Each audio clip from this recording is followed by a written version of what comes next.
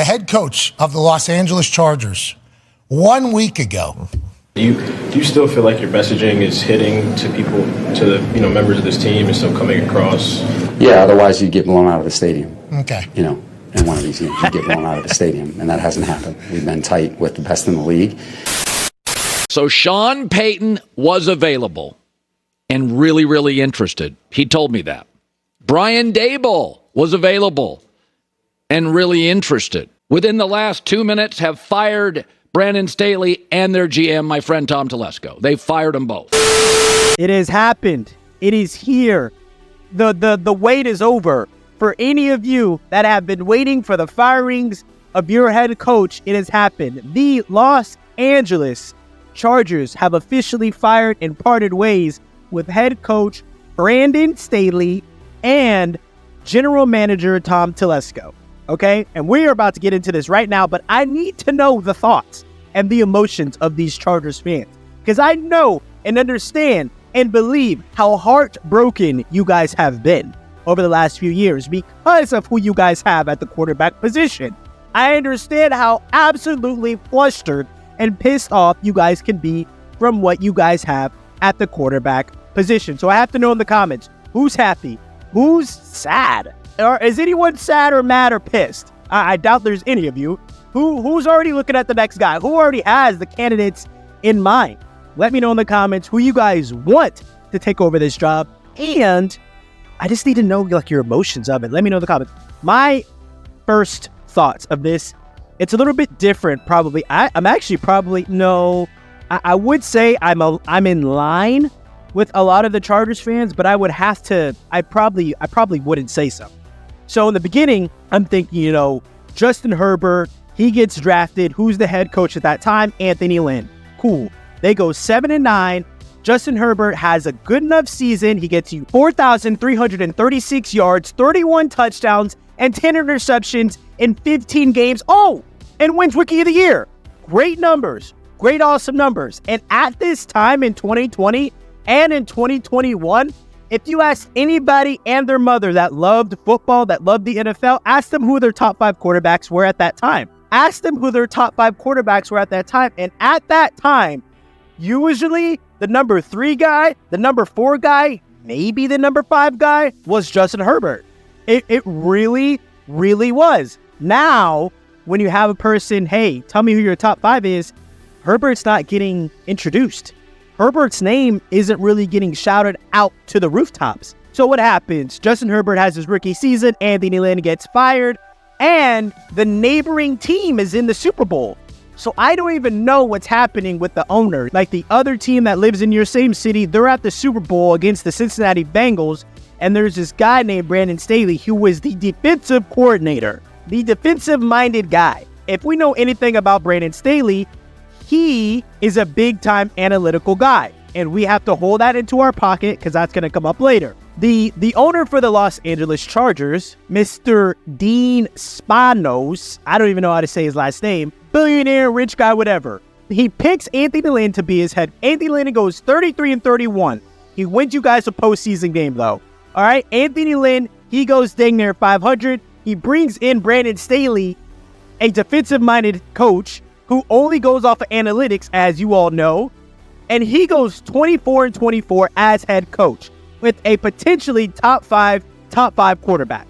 So all of my friends, and it's so funny because a lot of them are like, wow, Staley's fired, or Miles, Staley finally got fired, or like there's a very, very strong, how do I say this, presence of my friends telling me Staley got fired. Why are they telling me this? Because I was telling everyone after his first season, and this is why I don't care really, I was telling everyone after Brandon Staley's first season that he should have been fired.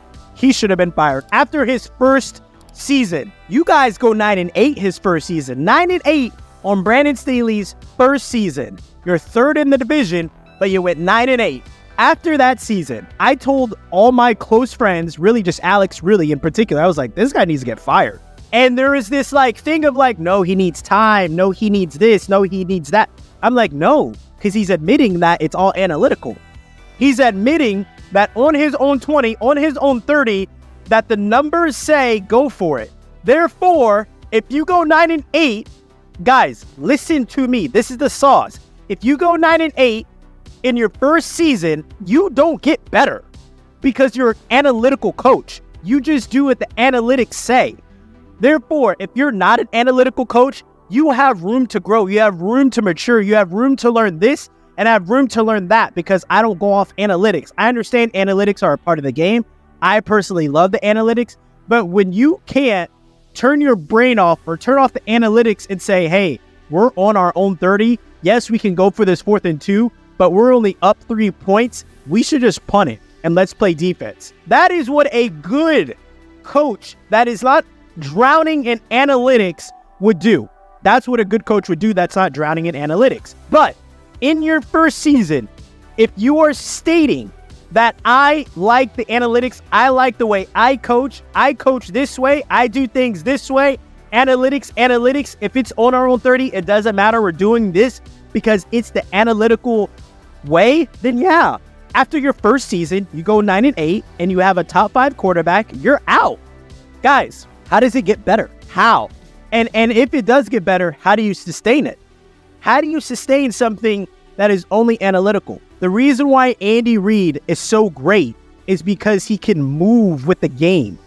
He can change. He can evolve. He can get better. He can mature. He can change this. He can change that.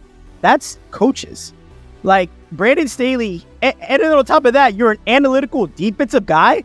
How is the owner not connecting the dots? Okay, so you're an analytical defensive guy. Gotcha. Awesome. Sweet. We're on the same page. So when you are on your own 25-yard line, your own 30-yard line, and you need to pick up 2 yards, you don't have the offensive mindset to understand what's actually happening. You are incapable of actually understanding what's happening. I can only imagine how many times Justin Herbert and the offense were out there and they're on their own 25-yard line. And I understand you're a pro. I understand you're a dude, like you're a top 1% athlete, but you probably have to be like, damn, we really should be punting right now. We should not be going for it right here. These are the top 1% athletes that we're about to go up against. And they see us. He did this too many times in his first year where I'm like, this guy's got to go. This guy's too reckless. First year, I'm here, guys. I need to know in the comments, what year was it when you said Staley's got to go? What year was it? And mind you guys, I want Staley to stay. Ask my buddies now. See, they're roasting me now because I wanted Staley to stay. And look, I love you guys, but I'm still trying to protect my Joe Burrow. And I understand if Justin Herbert gets a offensively mad, crazy, like offensive powerhouse, offensive head coach, well, I'm fucked. Okay? So of course I wanted Staley to be there. I wanted Staley to retire there. So you guys never get the offensive juggernaut that you probably are going to get. And so Joe Burrow's good. All right? There's no threat. Now, not only is Brandon Staley a defensive guy, an analytical guy, but he's a guy of way too much pride, way too much arrogance. Last night, after you guys got your asses whooped 63-21 to the Las Vegas Raiders, he said, I still believe in what I'm doing, right? So last night, after you guys got embarrassed, Brandon Staley is, quote, saying, I believe in myself. After a historic loss to the Raiders, I believe in myself. Hey, look, that's awesome. That's great. I thought that was a cry out to the world for him to just tell himself, I believe in myself. That was like a motivational speaker, hey, woo-saw type of thing. I believe in myself. I believe it. Like he's convincing himself through his own words that he believes in himself. There has been no accountability on his part. All he does, and I've seen his press conferences, I have to watch his press conferences so I can do the video for the Chargers. I have to. And he says things like, I'm still, and it's not just what he says, but it's how he says it. He's like angry at the reporters. He's like upset with the reporters for like grilling him on certain calls he makes. And and it's this arrogance of like, I'm the head coach. I know football better than all of you. Y'all have no reason to question what I do because we're an analytical team. We do things by the analytics. And I won a Super Bowl as a defensive coordinator, not as a head coach. And it's just this disgusting arrogance, and he's very brash. Like, I'm glad he's gone.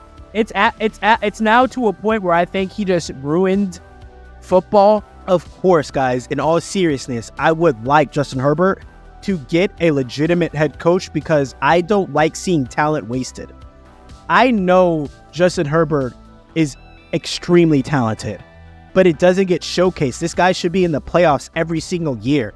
Before I start the season and I'm thinking about the threats that we have, I'm like, okay, yeah, Chiefs, cool. Okay, yeah, the Bills, maybe, whatever. There's going to be a few random teams. I don't say the Chargers. I don't, and I should. I don't say the Chargers because of who I had at head coach for the Chargers. It wasn't because of the quarterback. And so here we are, X amount of hours removed from the announcement. Guys, I need to know, what do you feel? I need to know what this means for the team. And once again, I need to know what the future holds. There is a lot of rumors of potentially Eric Bieniemy and all of everyone that's in Washington. Everyone's going to get fired. There's rumors about Bill Belichick, but I think that has been eradicated. I think that's off. I think that's not happening anymore. There's so many different types of options. You can go to college. You can go get an offensive-minded guy in college, someone that's close in age to a Justin Herbert. I don't actually like the idea of going to get a 6-year-old or a 7-year-old coach that doesn't understand or can relate so intensely with his own players. So maybe go get an offensive-minded dude that's young and hip and that can get with things and that's not headstrong on his own agenda. Brandon Staley's issue was that he was a defensive guy that wore everything with analytics from my point of view. Correct me if I'm wrong, guys. You need to get a head coach that's A, humble, that's B, not obsessed with his own formula, and C, can change, can adapt, can mold, and get an offensive guy. Don't go defense. Hello, like, comment, and subscribe.